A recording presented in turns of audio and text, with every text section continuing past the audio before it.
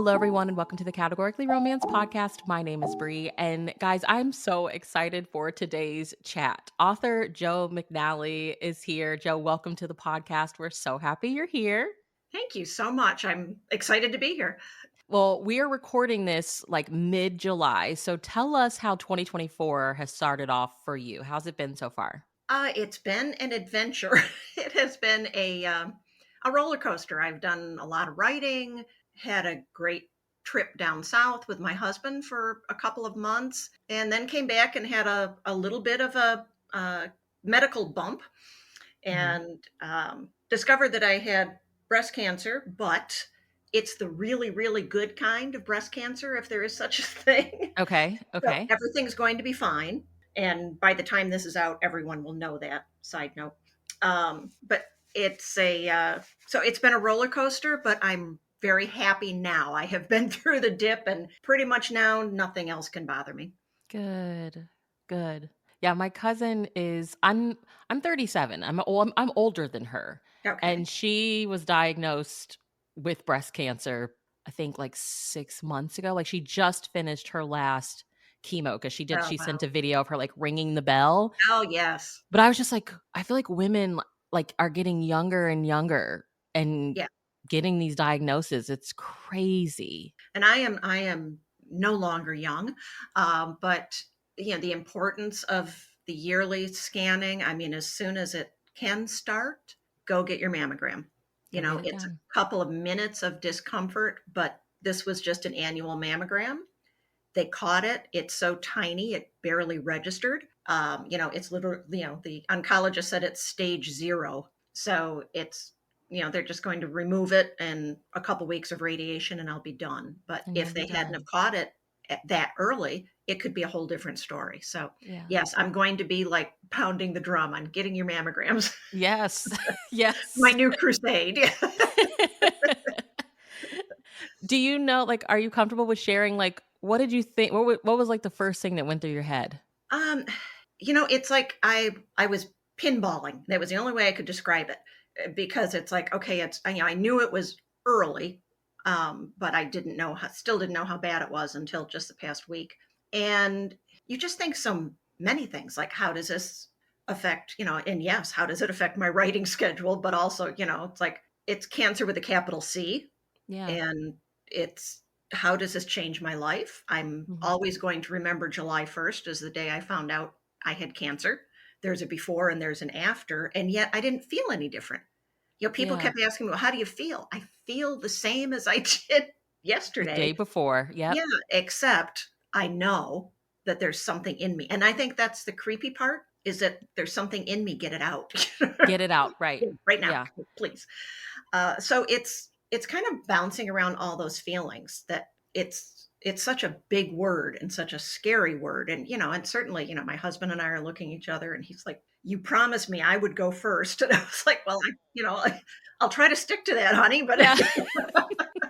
because he's substantially older than I am, so that's kind of our running joke is that he'll go first. And he's like, you promised.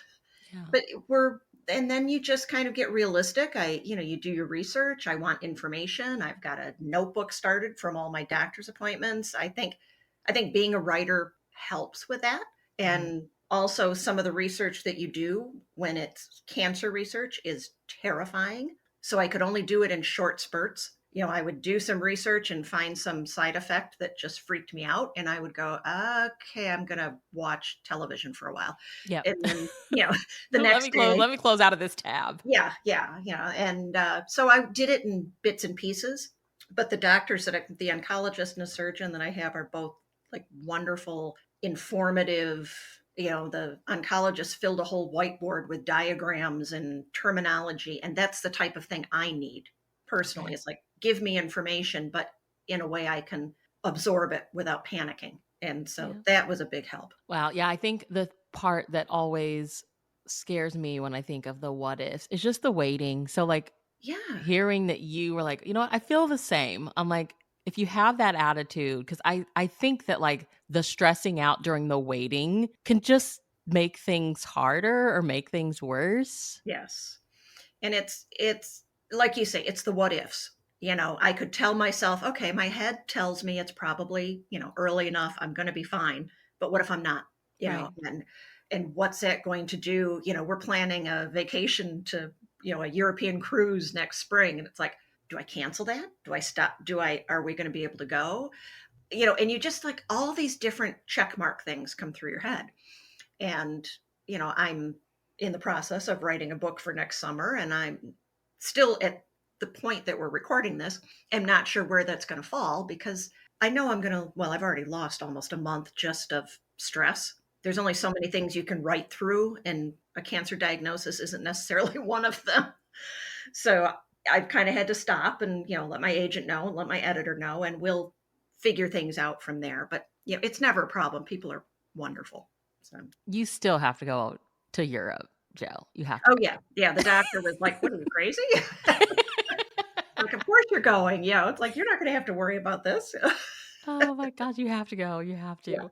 Well, I have some get to know you questions. Are sure. you ready? Just whatever comes to mind. Oh, boy, okay. What are 2 of your current favorite things?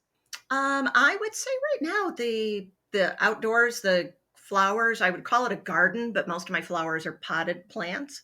I have the opposite of a green thumb, but I'm having a really good year this year with flowers. So I'm very proud of myself for that. We have some really colorful, multiple pots out in front of the house that look really nice. So I'm enjoying that.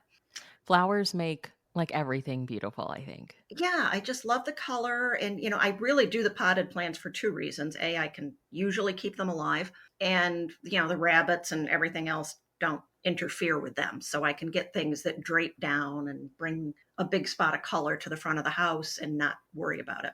I Yeah. plant a few things, but only perennials, Okay. that'll come back and take minimum care, like hydrangeas, which I love. I have a funny story though. Last year, I planted a calla lily in front. I carried calla lilies when my husband and I got married many years ago. And it was like, I'm going to put a calla lily in. And it never really did much. It just kind of sat there. The bloom went away and it just sat there. My neighbor said, oh, she's a plant expert. She's like, yeah, calla lilies never do well here. So this year, I put a hydrangea in that spot. Well, apparently I annoyed the calla lily, which was still alive under the ground. And the calla lily is now like 3 feet high and like trying to dwarf the hydrangea. Well, it has dwarfed the hydrangea. It is like, I'm calling it Audrey, after Little Shop of Horrors, Yeah. because it's like this ginormous plant. My sister-in-law and I were laughing because it's like, I swear I can see it growing. And now it's got two beautiful yellow blossoms on it. But it's like, where were you last year? And now I have to move one of you at some point this fall to figure out where they belong because they both want to live in the same spot. Oh my But it gosh. is huge. It's ginormous. It's the craziest calla lily I've ever seen. Isn't that crazy? Like, so much is going on under where Yeah. you can't see, you And it's like, know? is it the hydrangea that made it happy, or did the hydrangea stress it so it decided to come back? I don't. It just looks. Every time I look at it, I think it looks annoyed with me, but it's growing. So, yeah, it's, I'll it, show it, you. yeah, we're an enemies to lovers relationship with my with my calla lily. Okay, so take us back. Let's go back to teenage Joe. What Oh, was one of your teenage obsessions? I was a horse girl. I was a horse girl from day one. My mom always said the first word I ever said was horse. We lived on a lake, but of course I wanted a horse. And at 14, they always said, find a place close enough and cheap enough, we'll get you a horse, or my dad always said. And of course, we live on a lake. There's no, that's never going to happen. Ha ha ha.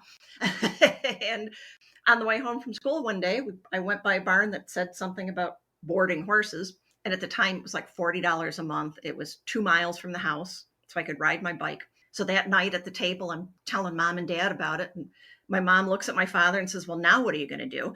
And he's like, well, I guess we're going to buy her a horse. Oh, And they did. He was a man of his word. He's like, we made the deal. So, yeah, I showed horses, rode horses, lived at the farm. That was my passion. I went to school and like immediately just couldn't wait to get out of school. I didn't do a lot of school activities because I was a horse girl. I feel like that's my I have a cousin that her daughter is maybe 14 and she's a horse girl.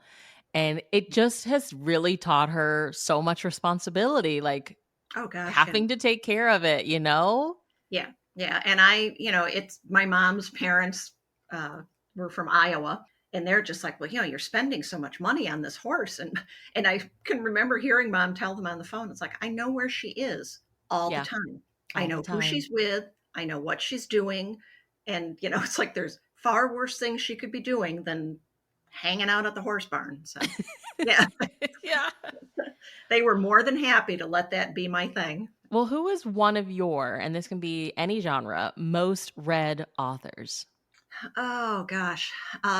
Probably I've most read is probably Nalini Singh because Mhm. which is a complete departure from the contemporary romance. But um, I think, especially when I'm writing so often and working on my small town contemporary romances, which I love, but it's almost like I need a palate cleanser when I do my own reading. So I Yeah, love the Guild Hunter series from Nalini Singh. I love Sarah MacLean's um, historical romances, Wicked and the Wallflower, like totally out of my own genre, but they're such good writing and they're yeah. such good stories. And, I'm sorry, Sarah MacLean had the best, rooftop sex scene I've ever read in my life and Wicked and the Wallflower. And it just kind of refreshes me from other reading. But of course, I love the contemporary romance too, Yeah. Belle Calhoun, Michelle Major. Give me anything, I'll read it. What is one of your favorite colors to wear? Recently, surprisingly, it's been yellow. I love yellow. Yeah, it will. And as a blonde, I think my mother banged it into me that it just, blondes don't wear yellow, blah blah blah. But but I have found either whether it's just because I've changed a little bit as I've grown older, but if I wear yellow, it's like people are like, "Wow, that looks great on you." So I've started wearing more of it. It's just a cheerful color. Mhm. Makes me feel cheerful. And I think especially, like, during the summer, I think it's just, like, the perfect color to wear, and then Yeah. we kind of transitioned into fall, and you can, like, do, like, the mustard yellow, like, you can keep it going, you know? Right, It's and the just oranges yeah, and yeah, exactly. okay, let's talk tropes. Do you have a favorite trope to read? Yeah, probably Enemies to Lovers is my favorite to read. I love that snappy, snarky dialogue and the situations and that, "Oh crap, I love this person" moment. Yeah. I love all those ingredients in Enemies to Lovers. Well, we love hearing romance origin stories, so can you share with us how you became a romance reader? Oh gosh, way, way, way, way back. I was reading Victoria Holt, back in the 70s when I was in high school. Oh, you were reading, like, the gothic romances. I Yes, yeah. Well, love that those. I mean, my mom wasn't a romance reader, so I didn't have like Harlequins sitting around the house. So Mhm. my girlfriend and I would trade off Victoria Holt's, and I think I read every book of hers. King of the Castle is still my favorite. I actually read it a year or so ago, reread it, and it's like it still holds up as a good gothic romance. And then it was always then it was the governess that won over the widowed castle owner, whatever. But and I just liked those stories, kind of the bad boy redemption type story that would go on.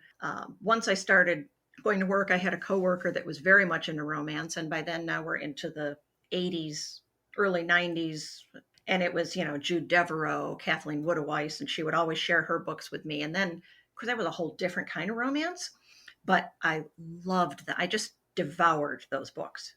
Knight in Shining Armor, my all-time favorite is A Rose in Winter by Kathleen Woodiwice. It's kind of a bonkers story, but I just love it. It's a Beauty and the Beast retelling, uh, and I usually love that retelling in any format. But it's just a great, fun book to read. Well, from what I could see online, She's Far From Hollywood was your first release, and it was in 2017 with Harlequin's super romance line. We love Right. super romance here. I'd love to hear about your writing journey. So, were you always a writer, or was it something you gradually found your love I, of? And then, can you talk about getting published? Well, I always wanted to be a writer. I mean, when I was a kid, I still have little, scribbled books of, of course, there were always horse stories, but, these little scribbled things I wanted to write. And then, real life happens and you need an actual job. And I got into the corporate world. Even there, I was the person that everyone brought their stuff to be rewritten by me. Whether it was a business letter, I did a lot of copy editing for marketing materials. I actually worked in the marketing department for a while, but I just never, I'd start a book here and there and never kept up with it because I was too busy. I went to one of my coworkers invited me to a Girl Scouts meeting, her daughter's Girl Scouts. It was career night. And she wanted, somebody that wasn't a nurse or a teacher, but that was a business person there as well as nurses and teachers, I should say. And they have all their questions rewritten or pre-written, sorry. They have their questions pre-written for you. So they're going through these questions and it's like, when you were a little girl, did you dream of being a international director of customer service? And that was my lightning bolt moment. And I was probably 50 at the time. And I was like, no, that's not at all what I dreamed of doing with my life. And there were a few other questions they asked that just, I don't know what it was, but from that night on, it was like, if I'm going to write, it's now or never. And I just went home and started writing. And, the first manuscript was just a mishmash of everything. Everybody has to have that learning book. And then I read about craft and got settled in. Then I wrote my first book, which was actually the fourth book published. That's probably a long story. It's a book I never gave up on. Good. And but then I finally, with She's Far From Hollywood, had a story that I felt was really solid and didn't have any of the book that ended up being the fourth one published. It started at Christmas, has a bit of a paranormal touch to it, which generally does not fit in super romance or in special edition. But I fought really hard for it and we got it in there. But She's Far From Hollywood was the first one that was really just a good, solid enemies to lovers. So it's fun to write as well as to read. And I actually pitched it to an editor at the time, Victoria Curran, at an RWA convention in New York City. And one of those 10-minute pitch sessions. And I got some really good advice beforehand after rehearsing and practicing this speech that I was going to give about the book. And it's an author at breakfast. And I wish I could remember who it was, but she just looked at me and said, forget all that. Just, what do you love about the book? And I said that. And she said, well, then that's what you need to tell them. She said, just go tell them what you love about the book. And I did. And we were off to the races. And I'm working on my 23rd book now. So it worked. Do you remember what you said? It ended up being the pitch on the back of the book. It was, Really? she was like a former, going back a ways now, like a former beauty queen, a former Hollywood Wives cast member, a former wife of a movie star, a former this, but she had no idea who she really was. Without all that. And right. And now she's, because of a stalker, had to leave Malibu and everything she thought she loved and end up out in the Carolina farm country for a little while. And of course, the hot farmer next door, another enemies to lovers story. I do write a few of those. They don't get along at all until they do. And it was a lot of fun to write that. And it's still my husband's favorite book, I think, because the hero, Cole, was a military veteran with PTSD issues and so on. And that's still to this day my husband's favorite. Well, on your website, it says that you write stories of forever love. So, what inspired this for your writing? Like, have there been any stories, real life love stories, books, movies that inspired this for your writing? Or did you always know, from the beginning, that those were the types of stories you wanted to write? Well, I think even that goes back to those Victoria Holt Gothic Mhm. romances where they were complete opposites and of course ended up together forever, once they fell in love. And to me, I believe in that. I don't believe in fairy tale love stories as far as love conquers everything. If you have PTSD, if you're an alcoholic, whatever you're dealing with, love doesn't cure that. But love can inspire you to get the help you need to cure that and lead to the ever after. So it's a fairy tale, but with realism in it too. My characters just don't suddenly get better when they fall in love. There's still some work there, but I want to believe no matter what movie, book, whatever, I want them together. Yeah. Edward and Vivian from Pretty Woman, totally illogical, probably didn't make it, but in my mind, it's like, "La, la, la, la, la, yes, they're still together." They're still together, Yeah.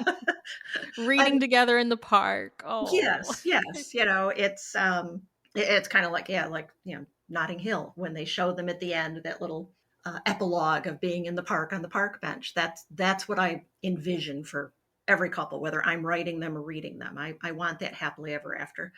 And it doesn't mean it's a fairy tale. Right. Real love stories, real marriages, uh, real lifetime commitments are work and take a dedication. You need to do those temperature checks once in a while, and you need to communicate. But that's the marriage that I have. That's a marriage I saw my parents have for 60 years. So I guess because it was my experience, those are my expectations for couples, whether Yeah. they're fictional or real. Yeah. I think the love can is what can like motivate you just to want to get better or to want to do better. Exactly. Like, we may have these problems or I may have this problem, but my love for you is like the inspiration to do better. Right. Right. Whether it's, going to counseling, whether it's, getting outside help or just putting the effort in personally, Right. that's pretty much a constant through my stories is that, there may be somebody that's damaged, but they need to figure that out. And Mhm. their inspiration to figure that out is the person they fall in love with. Well, this summer, Miss Joe, you Yes. are giving us okay, so you gave us A Cape Cod Summer, which I have to say I think is one of my new favorite covers of yours. It is so Isn't that stunning. pretty? I That know. came out in May. Yeah. And the upcoming Fortune Secret Marriage is releasing in August. So, talk about writing these 2.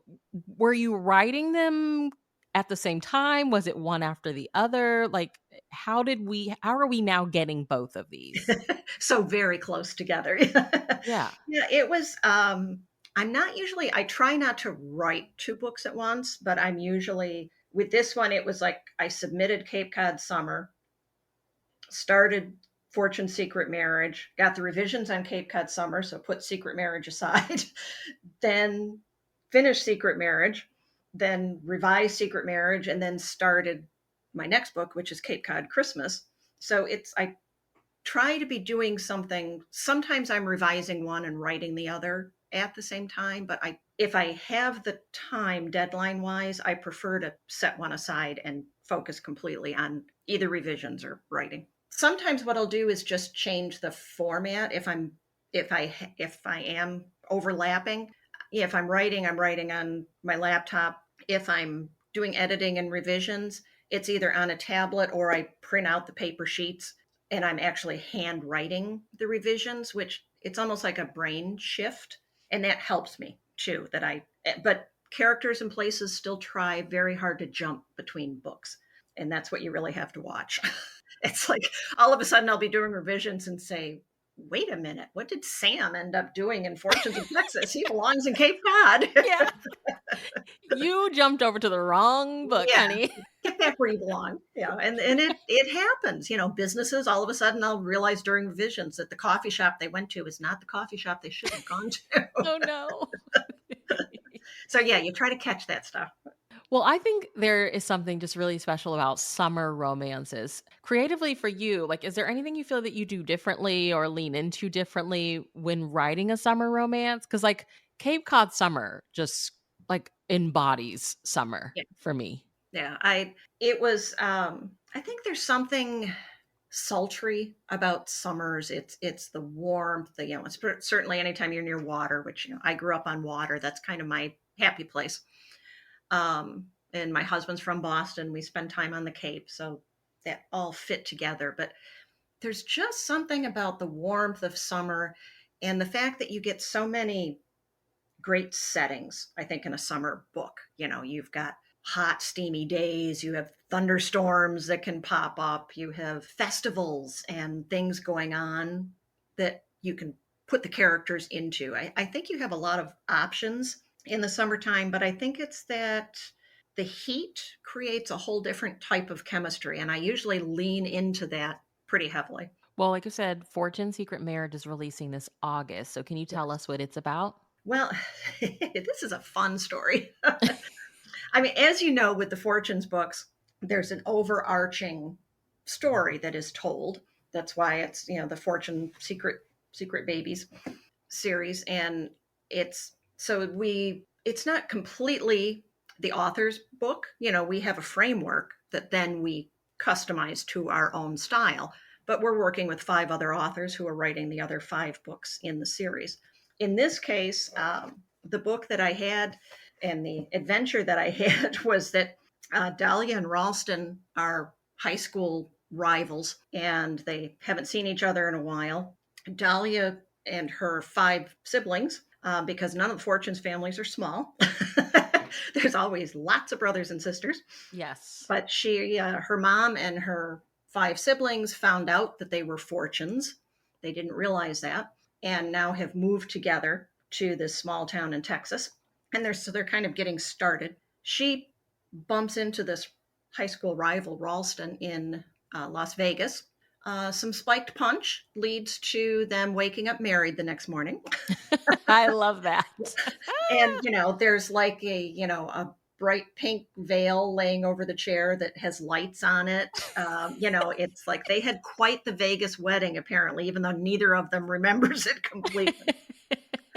Of course, the problem is, they didn't want to be married to each other. He's been through a bad divorce. He has no interest in marriage. She's actually has a boyfriend who's off in Europe trying to gather money for a political campaign.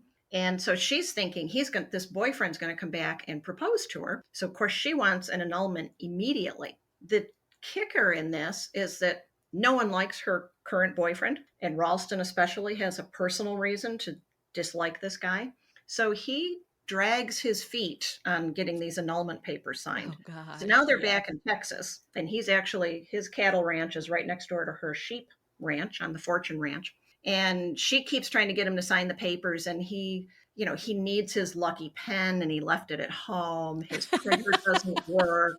There's just all these little adventures in there to get these papers signed until she like takes him over and says, sign this. And there's still, something runs out of ink or whatever. And they have all these little adventures back and forth. And of course, in the meantime, they're also not so much enemies anymore. And they're starting to get to know each other and appreciate each other. And, maybe they don't need that annulment after all, Yeah. even though he ultimately agrees. But there's always a happily ever after. It's a fairy tale. So it was quite, when I first read through the outline that you're given, I'm like, this is going to be interesting. And I ended up having so much fun with it. And I did with the last Fortunes book that I wrote. There's, and I say this in a loving way, but the Fortune stories are just that little bit of bonkers Yeah. that is just so much fun. What do we like watching on TV? We like the soap, the Dallas, the Dynasty, and I'm drawing a blank on, The little just that Billions. sparkle of over the top. Yes, like, Billions on TV, or, it's just that, these bigger than life people, not just because they're in Texas, although that's fun too, but it's just the characters are so much fun to write once you kind of get into their heads. And we know, the readers that have been loyal to the Fortunes of Texas series for 20 some years, we know that they're totally willing to kind of suspend reality and use these as escape, which is the ultimate use of a good romance book, is Yeah. just not thinking about the real world and being in this over the top, fun, lavish, emotional, dramatic world. And it's as much fun as it is to write as it is to read. I have a special spot for the Fortunes. Well, we love hearing like behind the scenes details of writing. So when you were writing Dahlia and Ralston's romance, do you have a behind the scenes detail you can share with us? Like, did you make a fun Pinterest board? Was there a specific song you listened to, show you watched? Like, how did you kind of keep yourself in their story? Well, funnily, no, that's not really a word. Strangely enough, um, I actually finished the last 3 weeks that I was working on the book, finished writing it and doing my own revisions before I submitted. I was in Texas. Okay. So that was fun. My brother, my sister in law, and I went on a bus trip, like a 2.5 week trip, started in New Orleans and went up through Texas, Dallas, Austin, Houston, all the way through. So while I was on this trip, of course, it's a bus trip. So, every day you're up at 6, a suitcase is outside the door, you're on the bus. I'd pull out my remarkable tablet that I was using for editing. And the hours that we spent on the bus, I was writing and revising and scribbling to the point where one of the other passengers asked my brother if I was a professor because he thought maybe I was on the trip to do research, which I kind of was. But it was really fun to be revising and editing and rereading the scenes that I'd written, like as we went through the countryside outside of Houston, which is where this book is set, is that area of the country. Oh, yeah. And of course, I certainly plug some details in there too, like it's hot. Yeah. And we were there in early October. It was still hot. So Yeah. I definitely built that into the story too. Yeah, I'm in San Antonio. We get cold Oh, maybe February, and I love then March is just that's when spring comes. it. My only complaint about our trip is that we did not have anywhere near enough time in San Antonio. I thought it was Oh. gorgeous. I mean, we did the river cruise and stuff, or the river walk cruise, but I would have loved to have spent more time there. I thought it was beautiful. Oh, that sounds so fun, just like a bus road trip. That sounds really cool. It was fun. By the end of it, I was really glad to be home. After a I know while, you. yeah, it's just like, it becomes like Groundhog Day. Yeah, it's like, all right, get up, pack the suitcase out in the hall so they can put it on the bus, get on the bus, get off the bus. But there's no way we would have seen everything that we saw if we hadn't have done that, Yeah. done the bus trip. So I saw so much of Texas, even though, like I say, some of it was quick, but we saw it. I never would have done that otherwise. I saw that they're doing these like you can take like a Mississippi River cruise, and I was like, that seems really interesting, like these river cruises that they're doing now, like Yes. stopping and seeing these little small towns that like really I feel like being on the river just give them like their own special personality and stuff like that. So Oh, I definitely. just Yeah. to hear stuff like that is happening is really cool, I think, and a good way for people to see the country. Yes, and the nice thing with river cruises is you don't have the on and off the bus every 10 minutes. Yeah. It's like, on the bus, off the bus, on the bus, off the bus, be back at the bus at such and such a time. It's like, no, I want to, do the river walk. I want to do this. But like I say, we had a blast. I'm a space geek, and going to this Houston Space Center, I was just my sister-in-law said she felt like she was going with a 10-year-old because I was literally bouncing up and down. I was so excited to see rockets and, stuff like that. Oh, So, yeah. it's a great chance to see those things, but I would have liked it to be a little bit more relaxed. Yeah.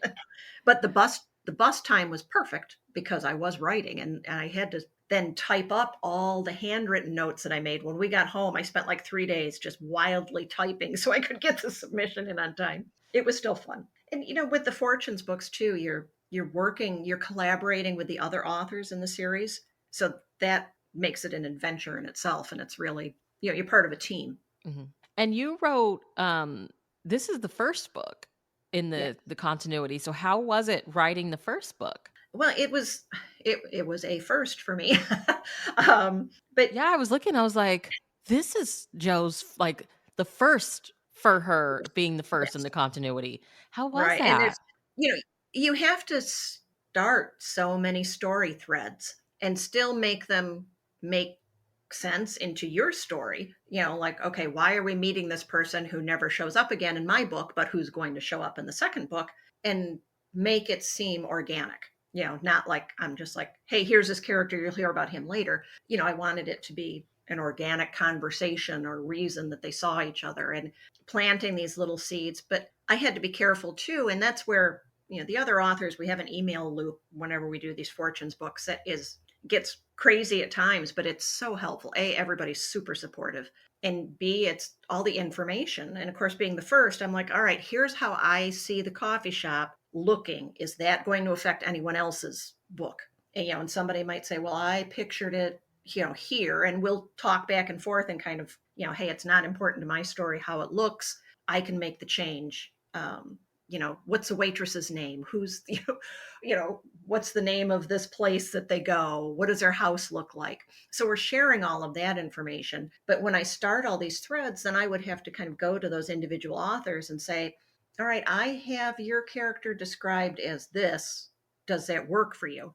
And then as it goes on, they might give me a little tidbit as they're writing, they're starting to write their books as I'm revising mine. And I did make changes, like even through my copy edits. Trying to remember what it was, and it would probably be a spoiler if I said anyways, but there was something that changed as I was doing very final copy edits on mine. And this email loop came in, and I'd already sent them in. And the Susan Littman, the editor of the series, I emailed her and said, you're going to have to go to page 52 on the third paragraph and change that name to Jill, or whatever it Yeah. happened to be, because that change, I know that I wrote something that is the opposite of what we just said is going to happen in book 2.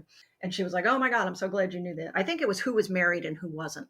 And Okay. so, kind of going through and changing that, because it's like I said, they're spouses, and they're not spouses yet because they haven't married. Characters from the previous Fortunes series, the first half of the year's Fortune series. So it's like all those little details, and it's like I know I just changed that to say spouses. I was like, I literally said, go to page 205 and change paragraph 4 to their significant others, or however we worded it. But it's keeping all that information, like no detail is too small when you're doing that, so that every thread that I planted, I let the authors know how I introduced their character, just so that then they could kind of keep that in mind. And our readers necessarily going back and forth, but readers do, especially Fortunes readers, they're so dedicated to that series that you wanted to smooth this. You don't want anybody going, wait a minute, I thought this guy was a farmer, not a artist, and changing details like that. They'll notice.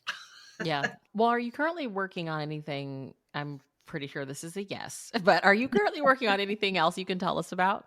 Well, yeah, I'm working on. I have Cape Cod Holiday is coming out in December, which that's done now. I've finished revisions on that, and now I'm working on another. The Cape Cod books. It's Winsome Cove is the name of the town, so it's the Winsome Cove series, and it's about a mom and the 3 adult siblings. The main romances are the 3 siblings who all end up in Cape Cod. The third book is the third sister who ends up there. So it's just starting to get that book written and get the story shaped up. So that's been fun. That's always a fun, it's kind of like sculpting. You're Hmm. looking at this block of marble and trying to figure out what it's going to look like when you're done. So that's challenging and fun. And then the mom, Phyllis, is kind of the comic relief in a lot of the books, but also inspirational. A lot of my books tend to have kind of feisty senior citizens in them. My Rendezvous Falls series was centered around a bunch of senior citizens that played matchmaker. So she's kind of my feisty, pink-haired, reinventing herself senior citizen who inherited an old motel on Cape Cod and decided to keep it instead of sell it. And so she has an overarching romance arc as well. So I'm having fun kind of tying that all together, kind of like my own little Fortune series. Yeah. Yeah.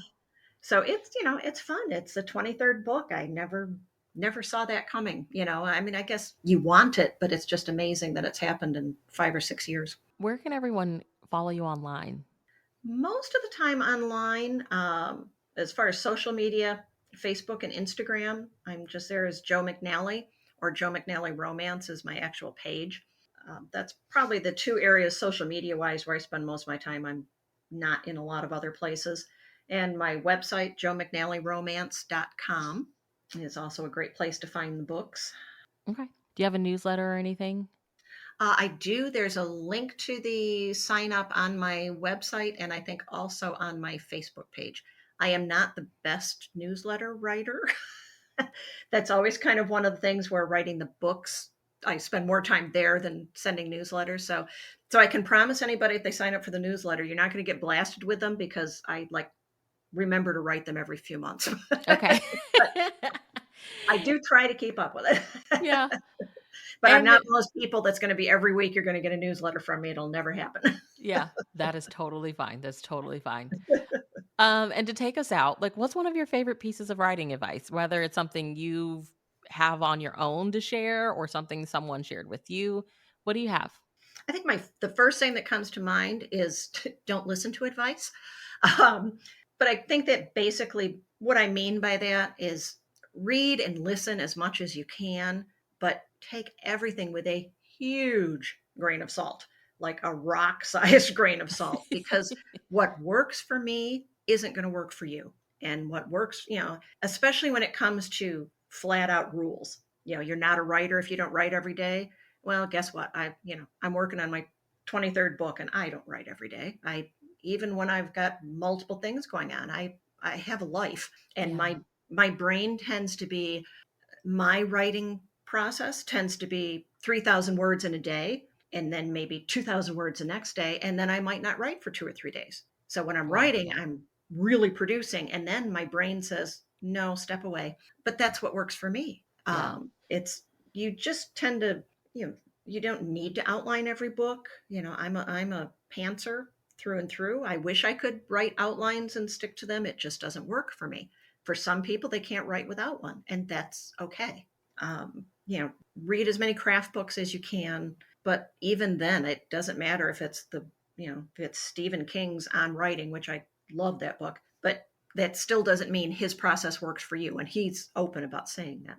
Yeah, and I think one of the reasons that it took me so long, and it sounds like an excuse, but when I to get started writing was I would read craft books 20 years ago, and it was all about outlines and whiteboards full of information, and you should know everything, and you should interview your characters before you start the book, and that's not me, and Mhm. I could never get started. That advice intimidated me from thinking, I if I can't write like that, then I'm not a writer. Well, that's nonsense. Yeah, I think we live in a world where there is like so much advice Yeah, that, like you said, it can become intimidating. So if you're one of those people that are finding yourself intimidated by it, probably the right. best thing to do is just go for it Yeah, yourself and exactly. cut out the noise. And that's, when I started writing, we were in the process then of moving to North Carolina.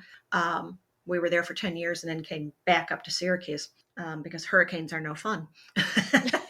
But, we were in the process of moving. I was giving up a job that was very high stress, but I was kind of wrapping up a huge project at my corporate job.